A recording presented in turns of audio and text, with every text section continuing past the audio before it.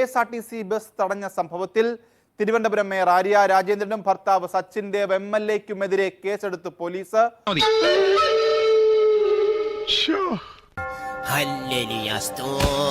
കോടതി ഇടപെട്ടതിന് പിന്നാലെയാണ് cantonment police കേസെടുത്തത്. ജാമ്യം ഒരു കുഴപ്പമില്ല, സന്തോഷമുള്ള മക്കളെ, സന്തോഷായി. മേയർക്കും MLAക്കുമെതിരെ കേസെടുക്കേണ്ട ഒരു കാര്യവുമില്ല എന്ന് പറഞ്ഞത് ഭരണ പാർട്ടിയുടെ CPMന്റെ സംസ്ഥാന സെക്രട്ടറി ആയിരുന്ന MV ഗോവിന്ദനാണ്. ആര് പറഞ്ഞു? ഞാൻ പറഞ്ഞു? ഞാൻ അങ്ങനെ പറഞ്ഞിട്ടില്ല. എന്റെ ഈ അന്നസത്യം ഞാനങ്ങനെ ചെയ്തിട്ടില്ല.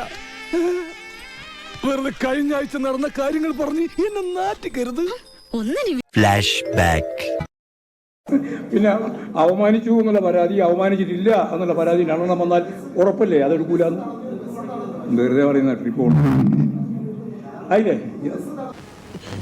ഞാനൊരു സത്യം പറഞ്ഞ് വിശ്വസിക്കൂ. എന്നാ എനിക്കത് ഓർമ്മയില്ല. ഒരു കയ്യബദ്ധം, നാറ്റിക്കരുത്.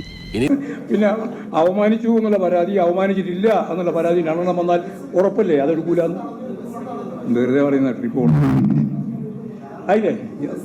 കണ്ടോ, ഇയാളാ തിരിയാത്ത പേരടിക്ക് നോക്കി ഒരു ഒറ്റ അടിയടി കോയക്കാം. അതിപ്പോ എന്താ ഉറക്കം വരുന്നു.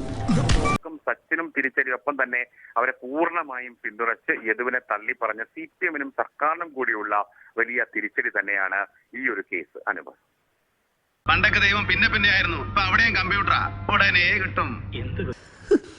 ഇനി നമ്മൾ എന്ത് ചെയ്യുമല്ലയ്യ? ഭരിക്കുന്ന കക്ഷിയുടെയും സർക്കാരിന്റെയും ധാർഷ്ട്യത്തിനും അധികാര പ്രയോഗത്തിനും പക്ഷപാതിത്വത്തിനുമേറ്റ കനത്ത തിരിച്ചടിയാണോ ഈ നീക്കം? മാനവും മര്യാദയ്ക്ക് കഴിയുന്നവരെ മനഃപൂർവ്വം പ്രതികളാക്കി അവരുടെ ഛായയും പ്രതിച്ഛായയും തകർത്ത് അവരുടെ കുടുംബത്തെ ആത്മഹത്യയുടെ വക്കത്ത് വരെ എത്തിക്കുന്നത് തനിക്കൊക്കെ ഒരു ആനന്ദമാണ്. കാരണം അവരൊക്കെ തന്നെ രാഷ്ട്രീയ പ്രതിയോഗികളാണല്ലോ. അനൂപ്, ഇക്കാര്യത്തിൽ ഈ സംഭവം കഴിഞ്ഞ 27 രാത്രി 10:30 നടന്നിട്ടും ആ സമയത്ത് തന്നെ ഡ്രൈവർ യദു പരാതി ഉണ്ടെന്ന് കന്റോൺമെന്റ് പോലീസിനെ അറിയിച്ചിട്ടും ആ പരാതി ചെവിക്കൊള്ളാൻ പോലീസ് തയ്യാറായില്ലെന്ന് മാത്രമല്ല, മേയറുടെ പരാതിയിൽ മാത്രം കേസെടുത്തു. പിറ്റേന്ന് അതിപ്പോ ഓരോ കീഴ്വഴക്കങ്ങളാവുമ്പോ അയ്യോ, നല്ല അസല് പോലീസ്. ഞാൻ പോകുന്നു. Bye bye.